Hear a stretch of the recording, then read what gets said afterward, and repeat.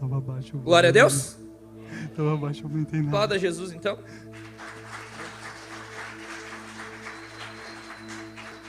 Quem é que está feliz aí? Então dá um glória aí ao Senhor. Amém. Glória a Deus, né? Então nós estamos muito empolgados pelo que o Senhor está fazendo nesses dias. Eu não sei como que o seu coração ele está nesse tempo, quais são as suas expectativas no Senhor, ou o que você tem enxergado em Deus à frente. Mas eu sei que esse tempo é um tempo de nós desfrutarmos como igreja as maravilhas do Senhor, amém? Nós podemos receber de Deus grandes coisas, e nós podemos nos mover em Deus com essas grandes coisas. Os nossos olhos precisam estar atentos naquilo que o Senhor está se movendo, naquilo que o Senhor tem feito, naquilo que o Senhor tem dito. E nós devemos crer através disso tudo que é um tempo de colheita, amém? É um tempo da igreja avançar, é um tempo da igreja conquistar, é um tempo de nós nos movermos em fé, é um tempo de nós sairmos da comodidade do Evangelho, e é um tempo de nós entrarmos em rios mais profundos. Será que o teu coração, ele tem queimado por isso? Você tem almejado isso no Senhor? Será que você tem orado para o Senhor usar a sua vida, e não usar pouco, mas usar muito? Eu me lembro que no começo da minha conversão, quando eu orava ao Senhor, eu dizia: Deus, se Tu vai mudar a minha vida, se Tu vai me tirar desse lugar que eu estou, desse estilo de vida que eu vivo, eu oro para que o Senhor não me use pouco, mas me use muito.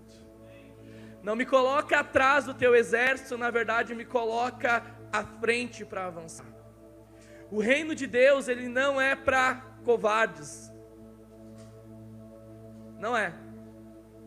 Não é para os tímidos. O reino de Deus é para aqueles que têm o coração queimando por Jesus e querem se mover na intrepidez de Deus. É aqueles que querem viver aventuras de fé com o Senhor. E nós precisamos clamar a Deus nesse tempo de colheita, para que o Senhor use as nossas vidas e nós venhamos crescer como igreja, estabelecer reino de Deus em Águas Claras, estabelecer reino de Deus no Morro Grande, estabelecer reino de Deus no Capão da Porteira, é isso aí? Viamão, Brasil e as nações. Pregar o Evangelho a toda criatura. A Bíblia diz que os sinais seguirão aqueles que creem, que no nome de Jesus nós expulsaríamos demônios, em o nome de Jesus nós curaríamos os enfermos. Existe poder no nome de Jesus. O Evangelho, a Bíblia diz que ele não é feito de palavras persuasivas, palavras humanas, ele não é simplesmente intelecto.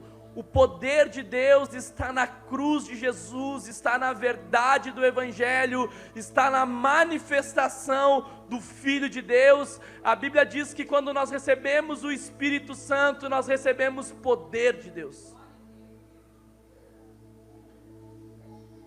E o que nós, como igreja, o que eu e você temos feito com o poder de Deus que habita em nós?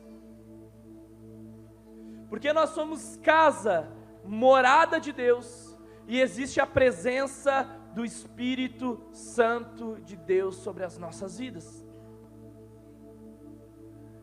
Quais são as experiências que você tem com o Senhor? Ou o que você está clamando nesses dias? Essa noite o Senhor, Ele quer nos despertar. Ele quer nos lembrar dos nossos dons. Ele quer nos lembrar do nosso chamado. Ele quer nos lembrar do propósito do Evangelho, que é fazer discípulos, é pregar as boas novas, é anunciar o reino de Deus, é curar os enfermos, é estabelecer igreja nesses dias. Nós fomos alcançados pelo Senhor para alcançar pessoas e anunciar esse Evangelho, que é o Evangelho das boas novas. Esse é o tempo da igreja. Eu estou com meu coração muito empolgado para esses dias. Nós viremos 3 anos de igreja, comemoramos, foi muito bom, mas nós entramos no novo ciclo e no novo tempo. E nós temos nos preparado como igreja para nós alcançarmos os lares, as famílias e as casas. Nós estamos orando para que a sua casa seja uma igreja. E que através da sua casa os seus vizinhos sejam alcançados, os seus familiares sejam alcançados. Nós estamos orando para que você cresça no Senhor, comece a pregar a palavra de Deus, comece a anunciar, comece a orar pelas pessoas e comece a se mover nessa presença de Deus, e todo o rio que tem dentro de você comece a ser liberado. Estou ansioso para ver isso acontecer. Estou ansioso para Deus levantar pregadores no nosso meio, pregadoras no nosso meio, pessoas se movendo com dom profético, com dom apostólico, com dom de mestre, com dom de evangelista, o dom de pastoreio, o dom de cuidado. Nós vamos acessar as casas e os lares, e você faz parte disso, amém? Então não adianta se esconder, tá certo? Fala para a pessoa do seu lado aí, não adianta se esconder. É com você mesmo, você veio no culto hoje, então não é o culto, talvez você diga, eu vim no culto errado. Agora Deus te pegou e Deus vai usar a sua vida, eu sinto muito te informar isso. Então você vai parar de dar desculpa, você vai arregaçar, como é que é? Arregaçar as mangas e vai trabalhar para o Senhor Jesus. Deixar de se esconder, deixar de dar desculpa, largar a preguiça e se movimentar, amém? Ah, mas eu não sei, pastor. Tem vários aqui que não sabem, eu também não sabia, eu também não sei, mas está todo mundo fazendo. O que a gente precisa? A gente precisa de gente disponível, que ore ao Senhor e diga, eu estou aqui, Senhor. Eis-me aqui a minha vida, né? Usa-me para a tua glória, usa-me para o teu nome, Senhor Jesus. E você vai ver grandes coisas no Senhor. Olha aí. Fugiu dessa linha, né? Você fugiu dessa linha. Vamos lá. Então a primeira forma aqui que a gente vai falar hoje, para a gente crescer e viver um tempo de colheita como igreja, diz em Efésios 4:1, diz assim, ó: rogo-lhes que vivam de maneira digna da vocação que receberam. O que seria viver de maneira digna? Nós primeiro precisamos admitir que antes de Deus nos encontrar, nós sermos resgatados, nós vivimos de uma maneira indigna. Ou seja, nós desprezávamos a obra da cruz de Jesus. Nós desprezávamos o sacrifício de Deus sobre as nossas vidas. Nós estávamos nem aí para Deus, para Jesus, para o amor dele. Nós estávamos nem aí para uma eternidade com ele ou uma eternidade longe dele. Ou seja, uma eternidade no céu, no reino de Deus, ou uma eternidade no inferno. Nós estávamos completamente fora disso. Mas o Senhor nos alcançou e Ele mudou a nossa vida, Ele mudou o nosso coração, e a partir disso, nós deixamos de viver de uma maneira completamente torta, e agora o Senhor vai nos endireitando. Até tem aquela música, né, do homem torto, como é que é? Eu era um homenzinho torto, vivia numa casa torta, minha vida era toda torta, até que o Senhor me encontrou e me endireitou. É mais ou menos assim, não é? Nós éramos tortos. Às vezes falam assim, né? Que pau que nasce torto, ele nunca se endireita, até encontrar Jesus. Até encontrar o bom carpinteiro, que ajeita a nossa vida. Ele ajeita a nossa vida torta, ajeita a nossa cara de pau, e nos muda, meu irmão. Ele nos transforma de uma forma tão real.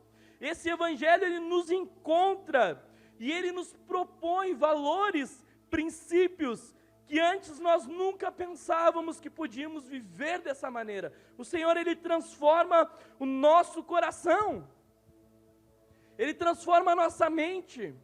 Romanos 12, 2, versículo muito conhecido. Diz assim: eu rogo-lhes que vivam... Não, passa. Romanos 12, 2. Não se amoldem ao padrão deste mundo, mas transformam-se pela renovação da sua... Passa.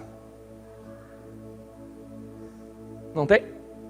Para que sejam capazes de experimentar e comprovar a boa, agradável e perfeita vontade de Deus. O que o Senhor faz quando Ele nos encontra? Ele renova a nossa mente.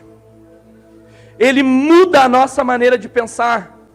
Ele muda os nossos valores. Ele muda a nossa mente de maneira tão profunda, tão real, que o impacto do Evangelho, sabe, ele nos realmente faz a gente nascer de novo. Eu até botei uma frase aqui quando eu estava meditando nisso daí, que diz assim, ó, pode botar ali. Próxima frase. Até botei meu nome aqui, ó. Diz assim, ó: o impacto do Evangelho em nossas vidas tem como consequência mudanças reais e verdadeiras. Não por força humana, não simplesmente externa, ou seja, não é simplesmente mudar as nossas roupas, o nosso jeito, uma força, algo que a gente parece que é, mas não é. Mas no coração, de maneira profunda e íntima. O Espírito Santo, ele faz isso. Ele chega em nós e ele muda algo tão profundo no nosso ser, é tão verdadeiro, é tão natural essa mudança, que automaticamente as pessoas que estão ao nosso redor começam a perceber isso. E daí quando o Senhor nos encontra, no começo, o que os nossos parentes muitas vezes começam a falar? Vixe, virou crente agora. Fizeram lavagem cerebral na cabeça, né? Quem é que já escutou isso? Levanta a mão, agora eu vou dizer algumas coisas que acontecem. Fizeram lavagem cerebral na tua cabeça. Não, todo mundo. Vai dar dinheiro para o pastor. Só o que falta virou crente agora. E vai e segue a linha de frases e de coisas que a gente recebe, que colocam sobre a nossa vida. Meu irmão, mas quando nós somos impactados de maneira real do Espírito Santo, podem falar o que quiser, mas a gente sabe que Deus é real. E que a obra que o Senhor está fazendo na nossa vida e na nossa casa é tão profunda, é tão real, que aquilo que falam, sabe, a gente nem dá mais bola, porque Deus começa a encher o nosso coração, sabe, nós começamos a experimentar de uma paz e de uma presença, meu irmão, e de um amor sobre as nossas vidas,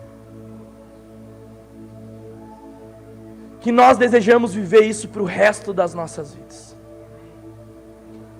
A gente já experimentou tanta coisa, já fez tanta coisa, mas quando Deus nos encontra, sabe o que a gente diz? Eu estava procurando Ele o tempo todo, Ele estava sempre ali. Ele preenche o vazio da nossa vida, meu irmão. É desse evangelho que nós estamos falando, desse evangelho que transforma a nossa vida. Se a sua vida ainda não foi transformada, você não recebeu ainda desse impacto, deixa eu te falar algo, você precisa de um encontro real com Deus. Você precisa experimentar dessa vida com o Senhor Jesus. E a boa notícia é que Ele está aqui, de braços abertos, para transformar cada coração, cada família, todos aqueles que se achegarem a Ele. Ele diz, todo aquele que se achegar a mim, que veio a mim, de maneira nenhuma eu lançarei fora.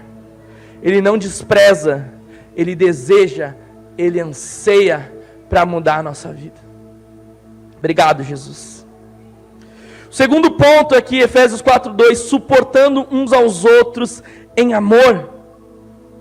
Para nós vivermos um tempo de colheita como igreja, nós temos que ter um testemunho real do Evangelho de uma vida digna, mas também nós devemos andar e suportar uns aos outros em amor. O amor, ele é a arma mais poderosa contra o mal.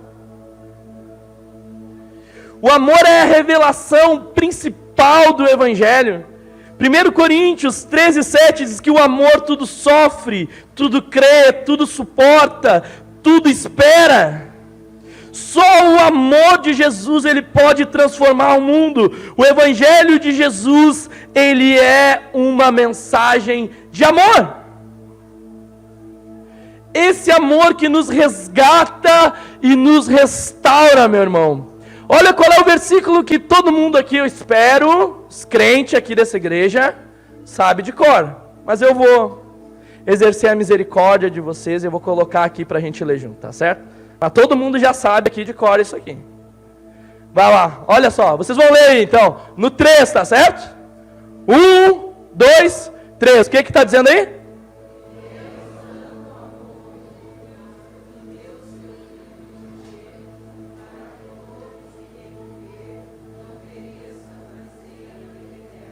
João 3,16, a mensagem de amor do Evangelho. Esse versículo, meu irmão, você precisa decorar se você ainda não decorou. Essa é a razão, é porque Deus amou, e por amor que Ele se entregou. Ele era o Filho único de Deus, e Ele abriu mão para ser o primogênito de muitos irmãos agora.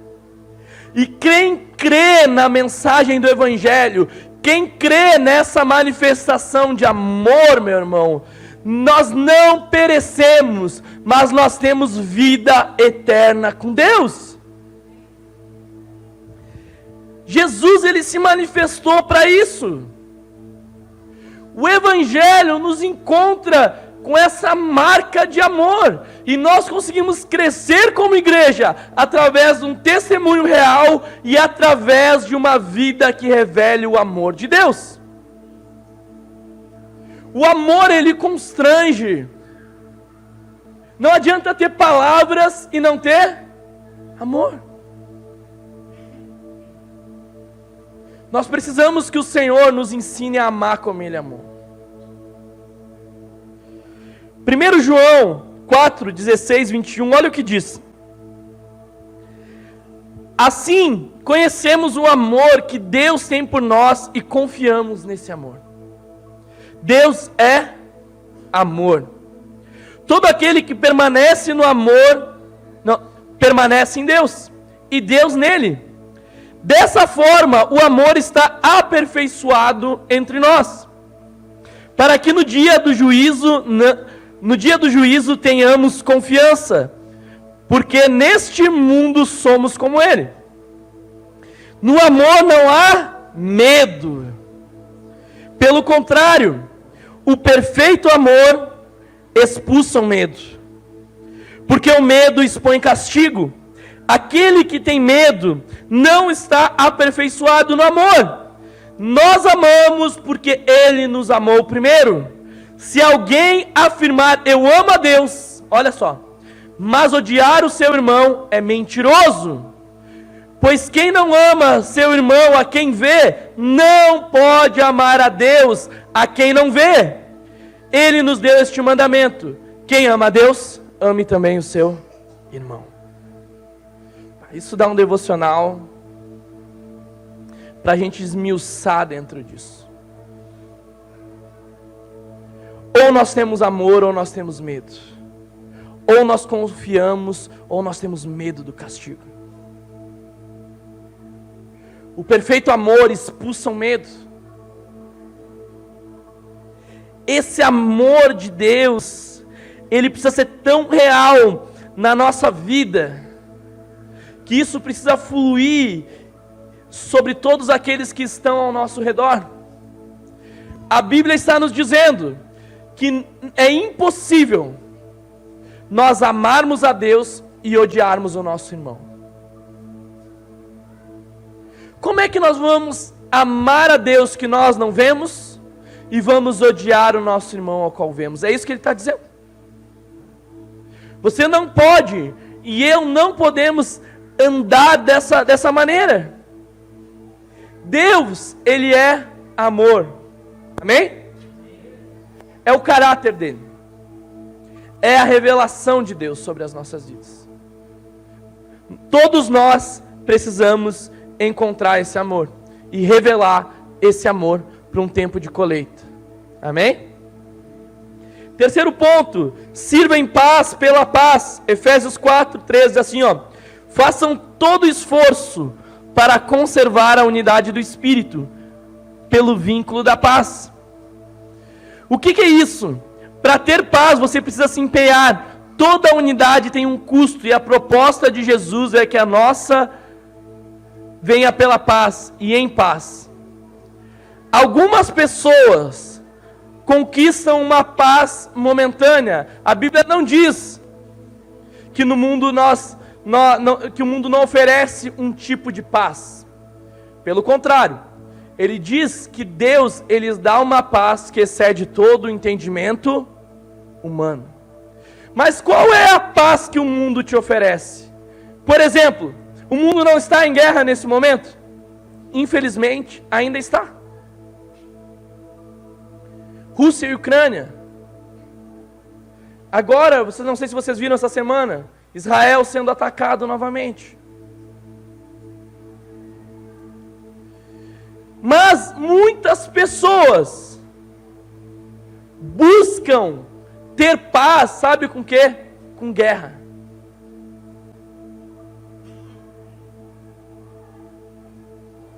Essa paz conquistada pela guerra, pela imposição, ela é uma paz momentânea.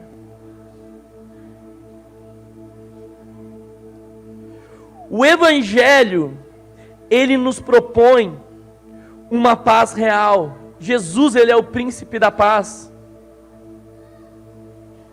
Existe uma paz verdadeira em Deus. A Bíblia diz que os filhos de Deus, eles serão conhecidos, como pacificadores, homens e mulheres de paz. E quem vive no tempo todo em discussão, contenda, briga, guerra, desavenças, não consegue testemunhar o Evangelho de Jesus. Nós precisamos parar de briga, parar de guerra, parar de violência desnecessária. E nós precisamos de agentes de paz nesse mundo. Nós precisamos de pessoas que revelem esse caráter de Jesus.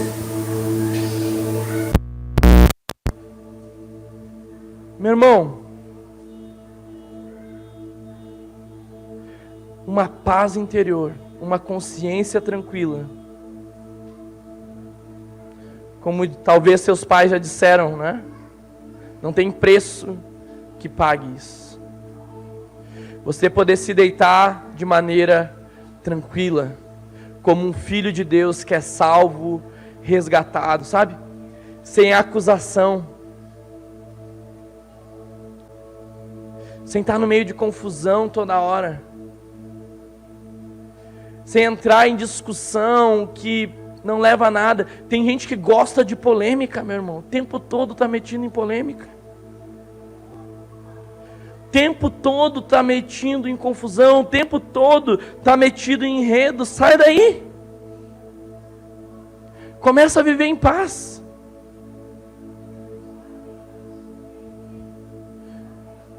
Você não foi chamado para o ministério de colocar fogo, tá certo? Você foi chamado para o ministério do bombeiro, apagar o incêndio, né? Alguém tem que levantar uma bandeira de paz nessa casa, nesse lar. Alguém tem que constranger em amor. Alguém tem que se posicionar de uma maneira correta. As pessoas hoje em dia não sabem conversar. Não sabe ter uma conversa. Pode divergir, não tem problema divergir, amém? A questão é como que se fala, como que se comunica, como que traz as coisas assim. Tem gente que quer enfiar as coisas goela abaixo, não vai conseguir. A Bíblia já diz que não é por força nem por insistência, é pelo Espírito. Agora tu vai escutar umas boas verdades. Sem amor, sem zelo, sem cuidado, sem discernimento algum, se é o tempo, se é falar, se deve falar isso. Amém? Se nós queremos uma igreja, você precisa ter um testemunho, você precisa revelar amor, e ao invés de fazer guerra, você vai ser pacificador e vai ser um agente de paz. Amém? Primeiro você vai ter o coração em paz, tranquilo. Sem acusação, sem fardo.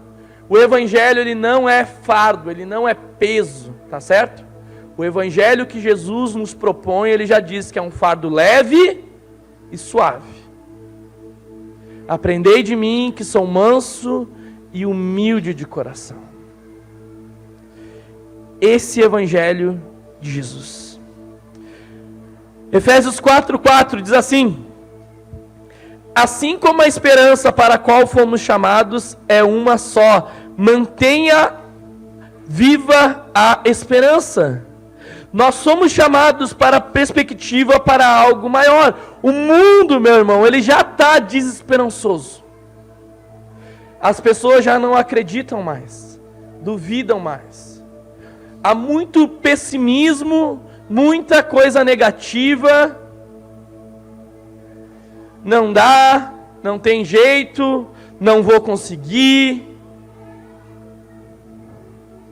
Não é para mim, eu nunca vou mudar. É um pessimismo, sabe? Uma coisa tão negativa. Uma falta de sonhos, falta de visão de futuro. A desesperança tomando os corações assim. O evangelho de Jesus, ele é um evangelho de esperança, amém? Esperança. Quais são as esperanças? Que dias melhores virão. Que existe o tempo de choro, mas existe o tempo que nós vamos colher os feixes com alegria. Existe o tempo da leve e momentânea tribulação, mas o Senhor está produzindo em nós um peso de glória. O evangelho, ele não nos propõe somente o agora, ele nos dá uma perspectiva de futuro. O evangelho de Jesus eterno, a esperança do evangelho de Deus, da mensagem do evangelho, ele vai não nos propor o agora. Ele está dizendo que as dificuldades agora, as aflições que nós temos nesse mundo, elas são passageiras. Deus vai enxugar dos nossos olhos toda lágrima. Existe conforto em Deus, existe consolo em Deus. Deus é o nosso amigo. Deus está conosco, não só no tempo da bonança, no tempo da fartura, no tempo que tudo está dando certo, quando tudo está dando errado, na nossa perspectiva humana, amém? Deus permanece conosco, porque Ele está trabalhando, Ele está nos moldando, Ele está nos aperfeiçoando, Ele está nos guiando. E quando nós temos essa visão, sabe o que a gente faz? Nada nos para, meu irmão. Porque nós ganhamos um caráter de perseverança diante das dificuldades e dos tempos difíceis. Nada nos para. Está difícil, mas nós permanecemos, porque o Senhor é conosco. Retroceder para nós já não é uma opção, não está dentro do nosso calendário. Olhar para trás já não tem mais sentido para nós. A Bíblia nos diz que aquele que coloca a mão no arado e olha para trás, o Senhor não tem prazer. Nós somos aqueles, meu irmão, com a viva esperança do Evangelho, que colocam a mão no Evangelho, colocam a mão na obra de Deus, colocam a mão nos princípios do Senhor, e nós permanecemos com as duas mãos até o fim. A Bíblia nos diz que aquele que perseverar até o fim, esse receberá a vida eterna. Então guarda a tua coroa para que ninguém te roube, para que as adversidades, os problemas, as crises, tudo, qualquer situação não roube aquilo que o Senhor tem para você. Fixe os seus olhos, o seu coração na esperança do Evangelho, meu irmão. Porque é essa esperança que vai fazer nós permanecermos servindo a Deus, apesar de tudo. Nós continuamos pregando, nós continuamos ensinando, nós continuamos libertando, nós continuamos curando, nós continuamos pregando as boas novas do Evangelho, resgatando as pessoas que estão em trevas e levando elas para a luz. Ah, mas eu estou com problema. Meu irmão, eu também tenho problema. Olha para lá a pessoa que está ao teu lado aí. Essa pessoa também tem problema. Ah, mas eu não sou perfeito. Essa pessoa, eu também não sou. E o que a gente faz? A gente cresce, amadurece e deixa Deus nos aperfeiçoar.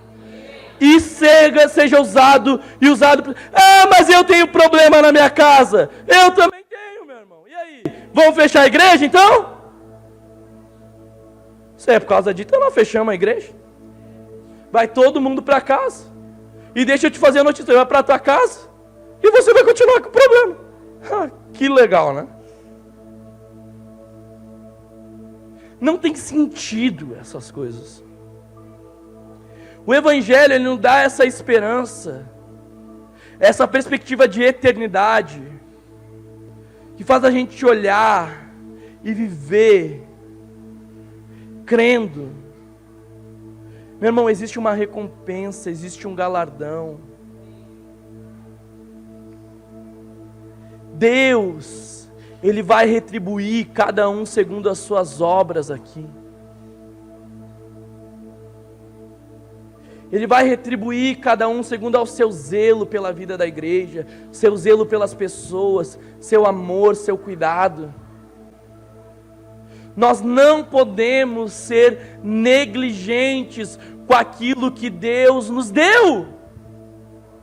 Chega de empurrar as coisas com a barriga, de qualquer jeito, de maneira relaxada. E daí a gente trabalha, ganha um dinheirinho, sabe? Faz tudo lá que o chefe manda, faz o melhor, se dedica, faz hora extra, vive dias trabalhando, não dá um pio, ó. E daí para servir a Deus, cheio de desculpa, faz de qualquer jeito, qualquer coisa. Não! Deveria ser muito melhor. Porque Ele continua sendo o teu Senhor. Tá certo? E a gente faz as coisas de qualquer jeito. De qualquer forma. Imagina se eu viesse aqui pregar para vocês de qualquer jeito, qualquer forma. Se as pessoas que viessem servir aqui, servissem de qualquer jeito, qualquer forma, sabe, precisa ter horário, precisa ter vida com Deus, precisa orar, precisa buscar, precisa se colocar. O pessoal que ensaia aqui tem ensaio na semana, precisa ensaiar antes em casa. Não pode fazer as coisas de qualquer jeito, não deve.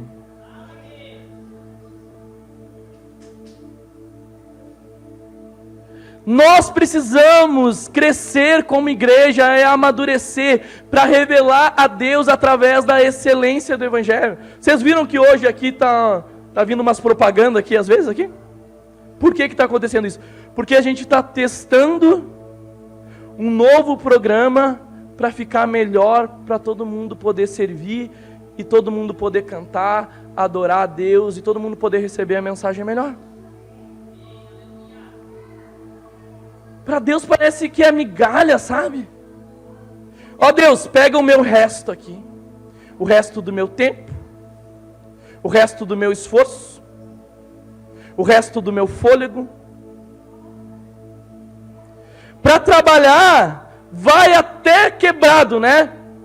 Vai torto, mas vai trabalhar. Para vir na igreja, ai, choveu, friozinho. Olha o trânsito. Para com isso, meu irmão. Para, de verdade. Tá feio. Deus está lá assim. Você acha que Jesus pensa o quê quando a gente... Daí quando vem no culto, levanta a mão, é só para pedir. Para servir, vive se escondendo. O Senhor vai te achar hoje. Pega a pessoa do lado assim, balança assim, ó. O Senhor te achou hoje, tá certo? Não, vamos desenterrar os talentos, os dons, os chamados aí. Vamos colocar a mão na cabeça de todo mundo aqui, vai. Se nós queremos que nós venhamos viver um tempo de colheita, meu irmão, precisamos que levantem homens e mulheres cheias do Espírito Santo aqui nesse lugar. Pessoas que temam a Deus, amam a sua palavra, amem ao Senhor e se entreguem para servir. Meu irmão, você não faz um favor para Deus, tá certo? Tira isso da sua cabeça. Servir a Deus é uma honra. Deus não precisa do teu favor, tá certo? Deus não é o coitadinho da história. Deus é Deus, completo em si mesmo. Quem precisa então de Deus é eu e você. Quem precisa servir a Deus é eu e você. Amém? Para um tempo de colheita como igreja, nós precisamos nos posicionar, desejar, clamar, buscar, pedir, crescer, amadurecer, ser aperfeiçoado no Senhor. Quanto mais a igreja crescer, mais problema a gente vai ter. E mais gente a gente precisa para servir. E a igreja cresce mais, é mais problema, meu irmão. Mais gente para servir, mais gente para pregar, mais gente para cuidar, mais gente para orar, mais ministério, mais vida. Precisa. E daí está 10 anos na igreja, o que você está fazendo? Ah, mas eu conheço Jesus. Cadê as obras, meu irmão? O que você tem nas mãos para apresentar para Ele? Se o Senhor te levasse hoje, pela misericórdia do Senhor, Ele já nos resgatou. Eu fui resgatado com 18 anos. Já perdi 18 anos servindo a trevas. Tenho mais tempo, infelizmente, ainda servindo trevas do que servindo a luz e servindo a Deus. Mas eu vou morrer com Jesus. E daí as pessoas às vezes se convertem com 50 anos. 50 anos perdido, 50 anos cego. Tem mais... Deixa eu te fazer uma notícia. Eu não vou pedir para levantar a mão, quem tem mais de 50 anos, que vai ficar meio constrangedor, né? Mas olha só, meu irmão, deixa eu te informar algo. Você tem 20 anos de vida, mais ou menos. Se não acontecer nada antes. Em nome de Jesus, eu oro para que não aconteça, né? 20 anos. 50 anos cego, 50 anos perdido. Sabe o que você faz? Deixa eu te dar um conselho. Gasta, queima todos esses dias dando o seu melhor para Deus. Buscando ainda Jesus.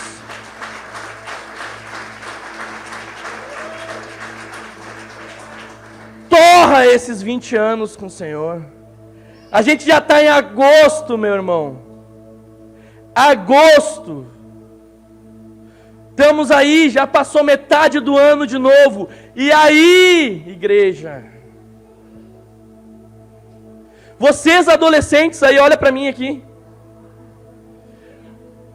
Tá na hora. Tá na hora. Pregar o evangelho para aqueles colegas, servir a Deus, parar de besteira. Tem mais lá. Tem que entregar a vida para Jesus. Ah, eu confesso o Senhor Jesus como o meu único e suficiente Salvador. Que bom! Todo mundo aqui confessa. O importante, o real mesmo, é a nossa entrega ser verdadeira. E quando você se entrega verdadeiramente com o Senhor, a tua vida já não te pertence. Você tem um chamado, um propósito, algo para cumprir em Deus. Você precisa viver isso. Deus tem um plano para você, se ninguém te disse isso ainda. Deus tem um propósito para a sua vida. Deus quer te usar para glorificar o nome dEle nessa terra. Deus quer. Então chega dessa bagunça, chega desse mimimi, chega dessas desculpas, chega dessa coisinha assim. O Evangelho de Jesus é essa esperança que vai nos levar a viver, a entregar a nossa vida verdadeiramente por Jesus e dizer, valeu a pena. Tem aquela música antiga, né, do Juliano Som, né, que vai valer a pena, né? Que vai valer a pena. Vale a pena cada esforço, meu irmão. Se os teus olhos já têm visto a glória de Deus, eu tenho visto a glória de Deus, e eu espero que você tenha visto. Eu tenho visto o poder de Deus, a transformação, o que só o Evangelho é capaz de fazer. O poder de Jesus, meu irmão. A realidade de Cristo. Passarão o céu e a terra, mas as minhas palavras não passarão. Foque os seus olhos nessa viva esperança em Deus. Se desfaça de tudo que está te amarrando, de tudo que está te prejudicando, de tudo que está te impedindo, e corra para servir ao Senhor, porque isso vai valer a pena. Não existe nada melhor do que Deus usar a nossa vida, sabe? Quando Deus nos usa assim, seja numa palavra para alguém, a gente vê uma transformação, flui vida de nós. A gente olha, pecador, imperfeito, com tantas debilidades, mas Ele está nos usando. Imagina nós sermos resposta de oração para as pessoas. Você é resposta, você é a resposta de oração para as pessoas que estão clamando nesse momento. A sua casa é a resposta para mudar vidas, para transformar famílias, para tirar pessoas que estão cativas, perdidas, cegas, para esse encontro com Jesus, meu irmão. Por que que você está vivo? Por que que eu ainda estou vivo, sendo que nós já entregamos a nossa vida para Deus? Porque Ele quer nos usar, é o único motivo.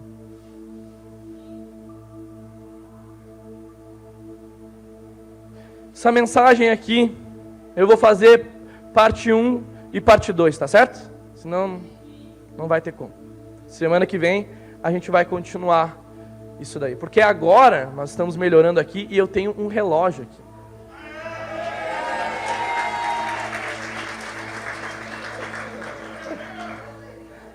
Amém, igreja? Nós estamos encerrando então a nossa reunião. Que Deus te abençoe, tá certo? Tenha uma ótima semana abençoada pelo Senhor Jesus. Que os anjos do Senhor te guardem. Onde você colocar a sua mão, prospere, avance, cresça. Você é filho e filha amada de Jesus. O Senhor te guarde. E semana que vem, você está atento aí? Nós continuamos com a parte 2, tá certo? Dessa mensagem. Deus abençoe.